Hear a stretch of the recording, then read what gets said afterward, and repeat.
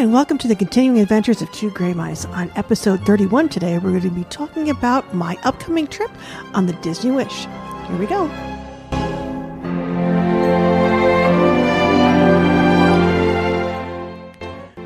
Hi, welcome to the continuing adventures of Two Gray Mice. I'm Meg. And I'm Rob. And we are Two Gray Mice. Hey folks, as usual, it's the every other week, so today it is just me. Rob is off building a set for his community theater. It's very exciting. I am getting ready to go on the Disney Wish this coming Thursday, so I wanted to talk to you about my trip and what I'm hoping to do and the plans we have, and let's see what happens. So, the trip I'm going on leaves this coming Friday morning, and we get back on Monday morning. It's a 3-day trip, which is very short. It is not what I normally would have picked for myself, but this is an agency trip, so I'm not going with Rob. I'm going with my friends from the agency. It should be fun. So on the agency trip, we'll be getting together with the other agents and talking about selling Disney and doing Disney trips. This is my first actual trip on a Disney Cruise Line vessel. I've been on them. I've toured them. I'm familiar with them, but I've never actually taken a Disney cruise. I'm very excited by it. So as always, with any cruise, I am flying in on Thursday, the day before. You always want to get in the day before, especially coming from the Northeast these days. We don't know what the weather's going to hold, or flying into Orlando in the middle of the summer. You don't know what the weather's going to hold. Thunderstorms in Orlando can delay or cancel your flight. Thunderstorms up here can delay and cancel your flight. We just had a huge snowstorm hit last weekend. So you're going to move forward with the theory of you want to be in a day before so that if anything happens, you can still kind of back up 10 feet, punt, and maybe get there in time. So I'm landing on Thursday at 1:30. I am spending the evening at All Stars with a fellow travel agent. Very excited. And that is actually day 2 of Flower and Garden. So even though I'm getting in late at 1:30 or so in the afternoon, I'm planning on going to Flower and Garden at least for a little bit that evening. As soon as I probably won't get there until 4 in the afternoon. So I'll be there until close. I'm looking forward to trying all the food, to seeing all the topiaries, to talking about everything that we talked about last week in episode 30. If you missed it, you should go back and listen to it. We covered everything Flower and Garden besides the food because the foodie guide hadn't come out yet. Of course, it's out now. So now I'm really excited. So I'm really looking forward to seeing that. The next morning, if this was not an agency cruise, which kind of has a different feel to it, we would take the Disney provided bus from the resort out to Port Canaveral.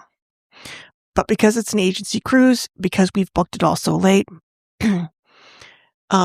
we all got together and we rented a Mears van. Mears is the bus company that used to do Magical Express and now still does a bus from the airport to the resorts or private vans. So we're getting a 10-person van, so all 10 of us are chipping in, and we're going out to Port Canaveral. We have a port arrival time of 1:30. There's 40 of us, and I think all of our port arrival times are between 1:15 and 2 o'clock. So at least the 10 of us will be arriving for the 1:30 port arrival time, as well as my roomie for the cruise, who was not the same roomie that I'm going to be doing at All Stars. But, we're all friends, so it's going to be fun. Before you arrive at the port, you need to make sure that you have, one, done your check-in at least 24 hours in advance, but you can check in 30 days in advance, and that's when you should check in, because that's when you get your port arrival time. If you want an earlier port arrival time, then the earlier you check in, the better off you are. You can do this online at DisneyCruiseLine.com or in the Navigator app. You want to have already downloaded the Navigator app and kind of gotten familiar with it. It's the app you're going to be using while you're on board. It does work off of the Disney free Wi-Fi. WhatsApp also works off the Disney Wi-Fi, so that's how we're going to be staying in touch with each other when the 40 of us are off doing our own thing. My cruise is, like I said, leaving on Friday. We're going to Nassau, which will land on Saturday. On Sunday, we're going to be at Castaway Cay, and then the next day we come off. Which is kind of why I say that I think it's too short. It's a great weekend. And I guess it's kind of, if you've never been on a cruise, it's a great way of getting a taste of it. But I think 4 days is really the smallest cruise or the shortest cruise that I would want to go on. It just gives you that little more feel of the cruise. It gives you an entire day, especially with this usually at sea, to explore the ship itself. So I'm going to have to sit here and try to finagle. Do I want to go ashore? Do I want to explore the ship? So I'm going to try to do a little bit of both and see what it matters. With your port, when you check in, you also have to upload a picture of yourself for security, because they're going to check who you are when you come on. And then when you get off at each port and back on at each port, you're going to need to have your ID with you when you get off at each port and back on at each port. It's one of the reasons why I carry a passport card. I use this as my ID.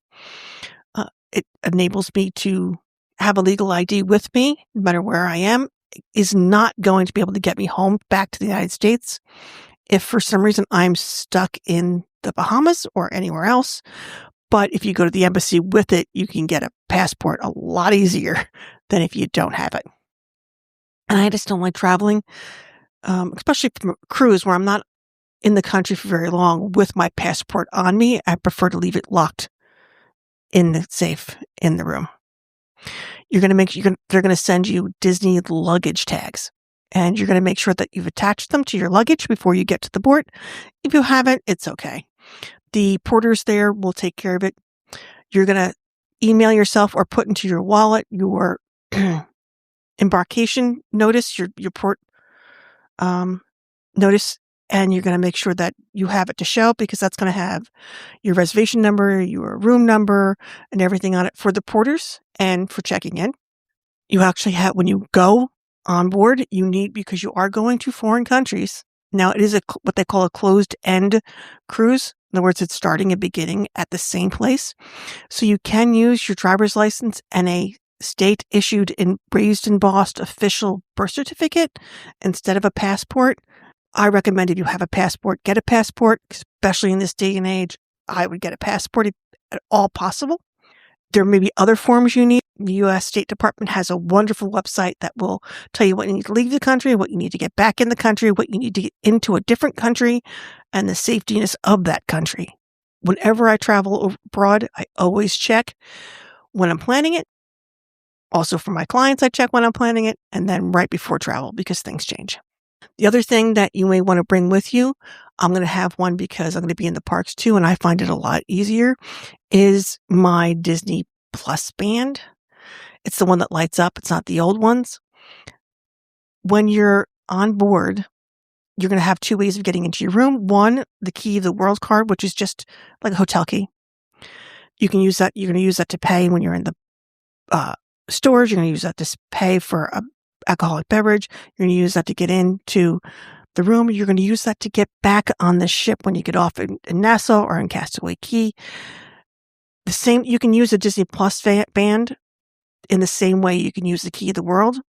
I don't always have pockets on me.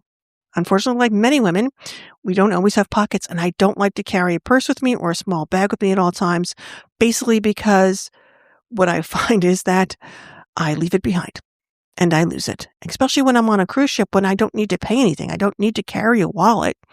So I find that using the Disney Plus band to pay for everything and to scan in makes it much easier. That brings us to a different problem. When you're packing and you're getting ready to go, a lot of the newer Disney ships have been retrofitted to only accept the USB-C, which is the new plug for your phones and chargers. And they have the USB-C in the wall. Okay. So you're going to need to either one, have a newer phone or a new cord that has the USB-C on one side. Now I have an Apple phone, an older Apple phone, so I still have the Lightning cable and the old USB-A on the end. So I have a small adapter I use that I just throw on the end, and it makes it a USB-C. You will need this especially if you bring in a Disney Plus band, because the band charger is the old USB-A. I haven't gotten a new band in a couple of years, so maybe they've switched this out, but I don't think so. So you'll need it for that as well. The Other thing you can do, you cannot bring a surge protector. You can't bring like a power strip with a surge protector on it. But if you ever see them, they're usually cubes and they have USB ports on them so you can plug in several USB items at once. You can use those in the outlets inside your stateroom. Always check the cruise that you're taking to see what is prohibited or allowed. You can't bring a steamer. You can't bring an iron. There's many things you cannot have in a cruise ship room because they are afraid of fire, which makes sense. So as I arrive, I'm going to make sure I have that with me. I'm going to make sure it's charged and ready to go so I can get in my room when it's time to go. When you go to your room, you're going to have this little slot outside your door that actually has the key to the world card in it. That's how you're going to get into your room initially. The rooms do have that annoying slot that you have to put a card into to keep the lights on or to turn the lights off or whatever the case may be. I usually bring an old gift card or my Stop and Shop card or something that I can shove in there instead of the key card because I want to be able to leave the room and know that when I come back, the lights are going to come on. When I'm getting ready to go, obviously I have to pack, and I'm going to pack into a suitcase that the porters are going to take, and I'm going to pack into a carry-on. In reality, I'm taking a carry-on suitcase, a roll-around carry-on suitcase, and a personal item that's rather large. So what I'm going to have is I'm going to have my swimsuit in the bag I'm going to keep with me and not check with the porter at the cruise terminal. I'm going to have the alcohol I want to bring aboard with me. You can bring 2 small bottles of wine or a 6-pack of beer with you if you're over 21. If you're younger than 21, obviously you can't bring this. But it needs to be in your checked bag, okay? If it's not your checked bag, it needs to be in your carry-on. You need to go through security with it, unlike airports. So I'm bringing it from home, maybe, if I check a bag. So I would have it in my check bag. Then when at the hotel room the night before, I would swap it into my carry-on. You need to make sure that you have anything you want in that first couple of hours because I'm going to be very close. I'm checking in at 1:30. The rooms are going to be ready between 2:30 and 3. So I don't have a lot of time. I'm probably just going to grab lunch and then be able to get into my room. But if you have like an 11 a.m. boarding time, it's going to be several hours. So do you want to go into the pool? If you have the earliest boarding times, it's the best time to get on the Aqua Mouse. So you want to have your bathing suit. You want to have sunscreen. You want to have like any small medication you think you might need to take if you take something at lunch. An Advil, a Band-Aid. You want your portable chargers and you want a change of clothes. Always have a change of clothes in your carry-on just in case your luggage doesn't show up as prompt as you want and you want to change your clothes after being in the pool for dinner that night, for the party that evening, for casting off, whatever the case may be. So we're getting there at 1:30. All aboard is 3:00. I don't know exactly what time we pull away. There's usually a large party on deck for casting off, and the Disney horns go off in the Disney tunes. It's going to be exciting. At this point, I'm on board, and I'm on 11 deck forward. Wouldn't be where I would normally pick. We're very forward. I think we're forward. Either we're all the way in the back or we're all the way in the front. And it's for the Disney Wish, Treasure, and Destiny. It's a good spot because we're closer to the pool deck with all the food. And also the staircases are right there because remember in the Disney Wish, Treasure, and Destiny, there are no center staircases. You have to do a muster drill, which is usually around 3:45. You'll find out when you get there where your muster drill station is. Everybody in your room needs to check in. Once you've checked in, you've learned what you're supposed to do when you get there, if there, God forbid, ever is actually an emergency. Once you do that, you're free to go and enjoy your day. The Oceaneer Club and the Oceaneer Lab are open that morning for everyone. So it is a great time if you have children and you plan on using it to go down and explore it and with your kids so that they see it the first time with you and everybody can feel safe and secure in what's down there and what kind of fun they can have. They're awesome. I wish I was a small child because I would be down there, especially the labs, all the time. When you first get on, if you want like a rainforest room pass for the length of cruise, you want to try to book it right away. If you want to change the time of your dinner, if you've been given an 8 p.m., 8:15 dinner, but you have littles and you really want the earlier dinner, you want to go toss to customer service as soon as you get on board and try to change this. Just so you know, if you can't change it, if you're still stuck with the 8:15, what you can do is you can sit down and order your kids' dinners right off the bat. They can be, and tell the waiters, please bring them right away. Feed the kids before you feed us, whatever. And then the kids can go back down to the Oceaneer lab instead of falling asleep at your table. Where then you can enjoy the rest of your meal and the rest of your evening sans kids. When you first get on board, Marceline Market, which is their buffet, is going to be packed. So your best bet is to avoid it. The Mickey and Friends Festival of Foods, Deck 11 by the pool, is usually much less crowded. And if you want a more relaxed lunch and sit down, usually one of the 3 sit-down restaurants, usually for lunch it's 1923, will have a lunch option on embarkation day only. And then one of them will always usually be open for a sit-down breakfast during the cruise. Once you get on board, you hook up to the Wi-Fi. Oh, and you can't hook up your Disney Plus band until you're on the Wi-Fi, which is when you get to port. Usually you can get on the Disney Wi-Fi for the cruise before you're actually physically on board while you're waiting to check in. And then you can hook up your Disney Plus band. Have it registered to your account first, but you just need to attach it to the Navigator app. Once you're on board, you're going to find out what your dining rotation is. So like I already know I have the 8:15 dining with the rest of my cohorts, but what are we starting? Are we all first off, we don't know if all 40 of us are eating together on different rotations, but you have Arendelle, a frozen dining adventure, you have the World of Marvel, and you have 1923. When you're in Arendelle, it's a dinner experience. It's a dinner show.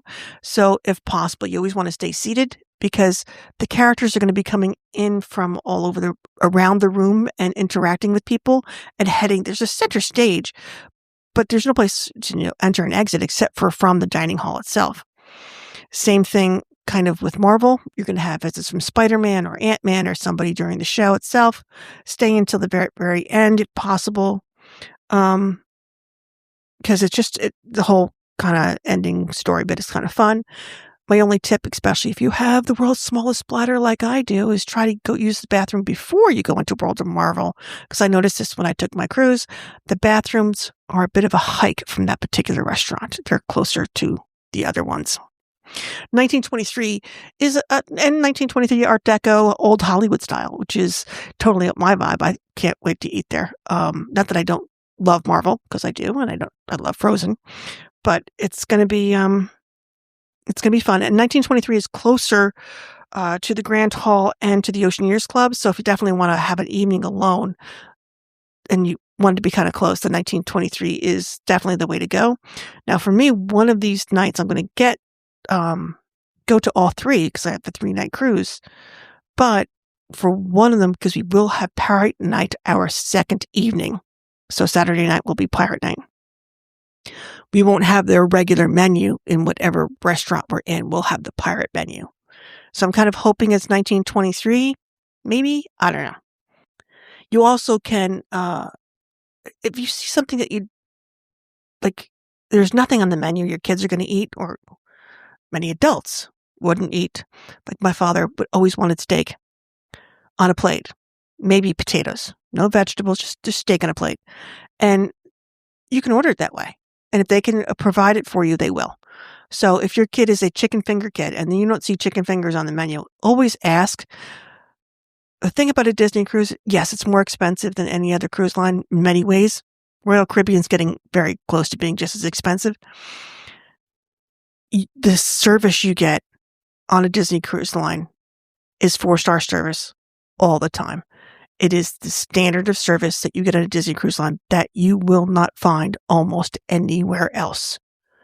You have to go to the very upper cruise lines to get this kind of service. Day 2, I'm going to get up. There's free room service. I'm probably going to order to have breakfast sent to my room, eat on our veranda. We can at 9:30, if life is good and the weather is well, we can go ashore. I currently have a snorkeling and beach adventure booked for 1:00 in the afternoon to an excursion, which is going snorkeling, obviously, taking a boat out to a small island, snorkeling off the small island by Nassau, and then spending some time on the beach and then getting back on ship. It's a 3-hour adventure. I don't know if I'm going to do it or not, or if I'm just going to explore Nassau. A lot of people don't get off in Nassau. I like to get off, even just for a little while. I like to give back to the communities that are kind of counting on our dollars to keep their economy going. In Nassau, you can use the actual dollar instead of using Bohemian money. Always have cash with you, especially if you think I'm taking a jitney or leaving a tip or taking a taxi. The port itself is totally redone. I think it opened 1.5 years ago. So it holds more cruise ships. If there's a lot of cruise ships there, obviously it's going to be very crowded. But you can get off and just walk around, and there's shopping and there's dining all the way just along the cruise port itself, and then right outside the cruise port in Nassau. You don't have to go far. It's probably less than a mile to the closest beach, which is Junkanoo Beach, but it also can be very crowded. And yes, you're going to get hawkers that are trying to charge you for a chair, an umbrella if you want one, may offer you things that you don't really want to have or be offered when your children are around. Just say no or don't look and just keep walking. It's like most Caribbean islands, you are going to get people that do that, but there are also lots of places you can go, and you can get a day pass for the large resort that's right next to the cruise port and not deal with any of that. And it's $89 per person, but I'm only one person, so it's not that bad. There's some other ones that are, you have to take a taxi to that are across the island that are beautiful. You can go to Atlantis, which is that huge, gorgeous resort that's right there by the cruise port. And that's an excursion. You can get the excursion, so you're taking the cruise transportation and everything else out to Atlantis to enjoy their water park or their beach or their pools or whatever the case may be. Always check out the excursions. There's some wonderful ones that Disney is offering. You've got the Queen's Steps. You've got Great Cliff Chocolates. You've got the Junkanoo Museum, which is right on the port, in the port itself. You always want to, I personally, especially if you're traveling solo like I am, which I may not, I'm not, and I am, I personally think you want to stick with the adventures as much as possible that the cruise ship is offering. If you can't get the one you want, there are some great vendors out there that especially a travel advisor like myself can help you with. But if anything happens, your boat breaks down and you get back late, and you've booked it through Viator, the ship's going to leave. But if you've booked it through Disney, the ship's going to wait for you because they kind of guaranteed that they would. They've also checked it out, especially Disney, for safety, quality. You're going to get what you pay for. Avoid taxis during random hours. There's no thing that tells you how much you're paying as you drive. You're going to look at them and go, I want to go to Great Cliff Chocolates. I've got $10. And he's going to say yes or no, or he's going to tell you how much it is. You're going to negotiate. Do not feel like you don't have to barter or can't barter. If you are nervous at all, I would stay right in that area, like from Junkanoo to the ports, or just do excursions. We have to be back by 5:30. If you have the 6:00 dinner, you can always hit the Mickey's and Friends for dinner, or Marceline Market. Both of those do close it earlier because they do want you to use the rotational dining. Day 3, we're going to Castaway Cay, and I can't wait. Looks fun. It is not a perfect day at Coco Cay kind of place. It has great pools. It has great water parks. The main slides and stuff are actually on a floaty platform out in the water, so you have to be able to swim to get out there. It's not this huge water park, but has lots to do. You can go biking, you can go snorkeling. There's excursions. You can run the Disney 5K that morning. So there's lots and lots of things to do. All the food and drink that are on board, besides alcohol, of course, are included as part of the cruise. You don't have to buy anything special. You don't have to do anything extra. Make sure that you bring your key to the world card and your ID with you, or your Disney Plus band and your ID with you so you can get back on board. I mentioned sunscreen earlier. Make sure you have reef safe sunscreen as well as full spectrum sunscreen. The Caribbean sun's a little hotter, but we also want to keep our reefs as safe as possible. We don't want to kill them off. At this point, it's more and more becoming reef safe, so it's a little easier to find. When we first realized that sunscreens were killing off our reefs, it was a little more difficult to find, but these days it's just a little bit easier. You have the family beach area where you can hang out, where it gets a little more crowded, a little busier because there's more families. Or you can go out to Serenity Bay, which is the adult-only beach area, which is I'll end up exploring both.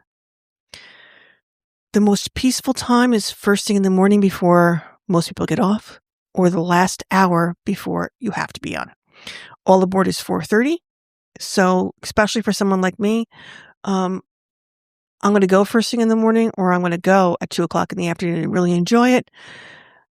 I am as white can be. I will sunburn in 2.5 seconds. So I don't want to be there at noon, or at least not out in direct sun. I want to be under an umbrella because that's when I will just become a lobster. There are great snorkeling options when you're at Castaway Cay. When you're out there, you'll see like little red and white buoys, little tiny ones. When you ever see those directly underneath them, they've sunk in concrete statues and such of Disney characters that you can snorkel above and go check out.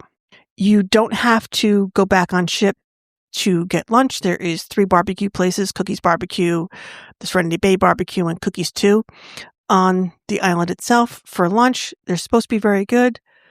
I'm not a huge barbecue fan, so we'll see what I end up eating, whether I go back on, whether I stay out there. Just know Castaway Cay merchandise is only sold on Castaway Cay. So if you want something from Castaway, you have to get it while you're on the island. Don't think, oh, I'll pick that up later on the ship. It's not on the ship. So that's kind of our agenda, roughly, looking at, the big picture. The things that I'm looking forward to when I'm on board and what I'm going to try to get to while I'm physically on board and not in the ports is the Kiss Goodnight in the Grand Hall, the chandelier show. It's supposed to be beautiful. I've seen many videos. It's, of course, different in each ship because each chandelier is different in each ship. The Wish is supposed to be very pretty. Hyperspace Lounge, it only has a 45-minute limit still, but that's the Star Wars lounge. I'm very much looking forward to it.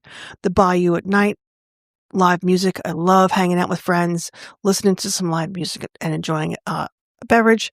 The Rose is the adult-only lounge upstairs by Enchanté, and it's all windows, and the view at sunset, especially I believe the Castaway Cay, is supposed to be amazing. So if I could catch that, I would love it.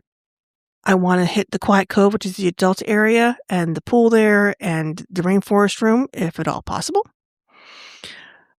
There are many, many pools. Some are only 2 feet deep. Some are 6 feet deep. There are splash pads.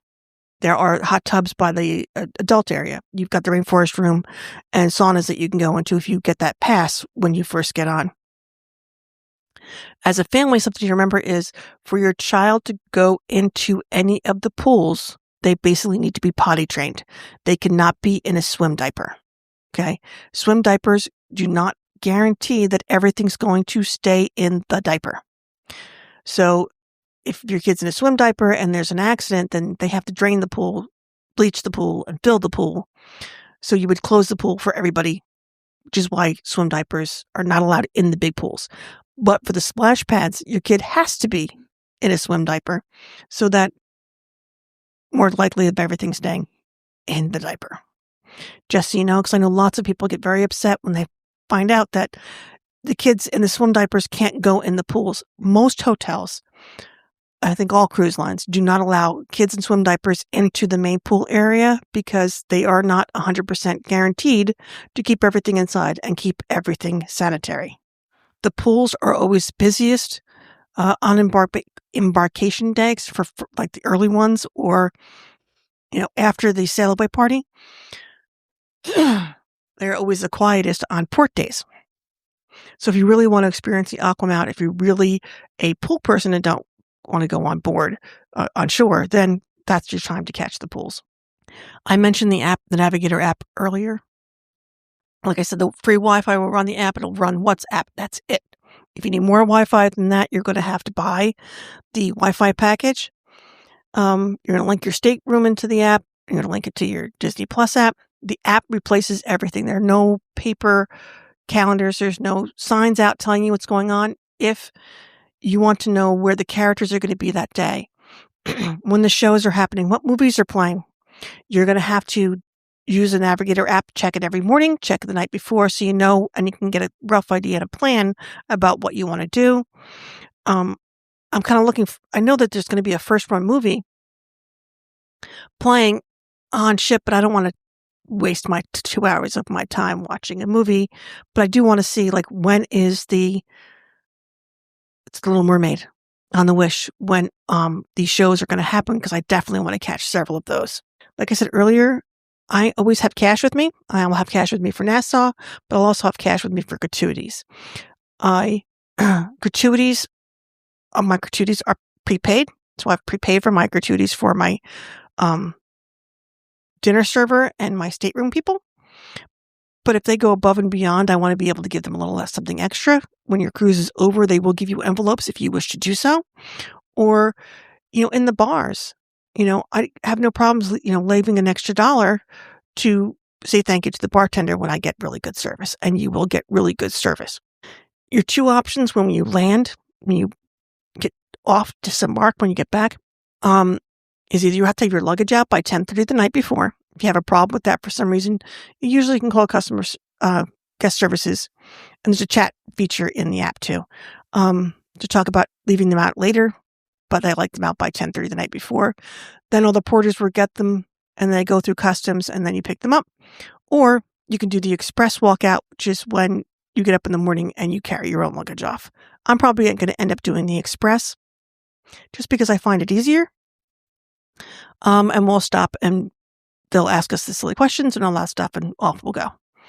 Your breakfast location for a morning of depart. You want to find out where breakfast is being offered. There's usually one sit down, Marceline Market. There will be no room service the morning of getting off the ship, so you don't want to count on that. Debarkation usually starts around 7:30 a.m. They want you out of your room between 8 and 8:30 a.m. So that's one of the things I like about Virgin. You have to be out of your room by 10 so you can get up, have a nice breakfast, get your stuff, and get off. So just to keep in mind that when you're getting off a Disney cruise ship, you're probably taking your luggage with you when you go eat breakfast. So just something to keep in mind. Then we're all taking the same Mears van, but this time back to MCO so I can catch my 1:30 plane home. It's going to be a fun trip. I'll tell you all about it when I get back. I'm looking forward to a lot of what we're going to be doing and experiences. I know that the food at Disney's and their things are absolutely wonderful. So I'm just trying to think if I left anything out that I need to know, that if you were going, this was your first Disney cruise, that you would want to know. So you can get room service every day except for that up until 1:30 in the morning. I think it stops, though, at 11 the night before the last day. It's complimentary. There is no tip included in it, so you can always include, and I do, include a tip on the form you sign that gets charged back to your room that you got it, or handing them, $1 or $2. You will have rotational dining, which we talked about earlier, so you'll go to all 3 restaurants. What's cool is your service team travels with you, so you have the same main waiter and assistant waiter for each restaurant. They get to know you. They know what you like. They're not going to know what you want to eat. For late night dining and stuff, it's really kind of room service and snacky stuff in some of the bars and the pubs. I'm not going to be doing any of the adult dining experiences. I would love to do Palo or Enchante, but I don't want to take my time away from exploring The rest of the ship, when I have so little time, maybe the next time I go, you can do it. All the bars do add an 18% gratuity to your alcoholic beverages. So that extra $1 I throw down the table is when it's above and beyond. It's not, the only tip they're getting. We already talked about the Oceanic Lab and Club for the kids from 3 to 14, the Edge 11 to 14, the Vibe is 14 to 17, and then they do have special events for the Over 21 Society for the kids that are 18, 19, 20, that can't drink, can't go in the adult areas yet, but yet at the same time, are pretty much an adult. They have 1, 2, 3, 4, 5, 6, 7, 8, 9 pools. But like I said, there's some that are like pretty big, wise, but they're only 2 feet deep. And then you have ones that are, a little smaller and 6 feet deep. So you have to kind of find your pool of choice and what is the least crowded. The Aqua Mouse, I'm looking forward to trying. There will be character meet and greets all over the ship, usually in the main atrium and some of the other areas. The kids' clubs will have people visiting all the time. These will be in the Navigator app. As soon as you get on board, there's some that you can book so that you know that you get your chance with that character. And you should check as soon as you get on board to see if you can book those times. But you will not, if you are a character person, there will be plenty of characters for you to meet. There's plenty of shopping to do. Shops are only open when you're at sea. That's why they don't charge you tax, because you're in the middle of the ocean. And I think that's it, folks. So I'm looking forward to my trip. I am looking forward to telling you all about it when I get home. And I hope you all have a wonderful, wonderful week. So this has been the Adventures of 2 Gray Mice. Thank you so much for listening. Please follow us, rate and review wherever you listen to podcasts. You can also follow along at the number 2 Gray Mice Podcast on Instagram, or you can reach out to us at 2graymice@gmail.com with any questions you have or any suggestions to make our podcast better. Thank you, folks. Have a great week. Bye.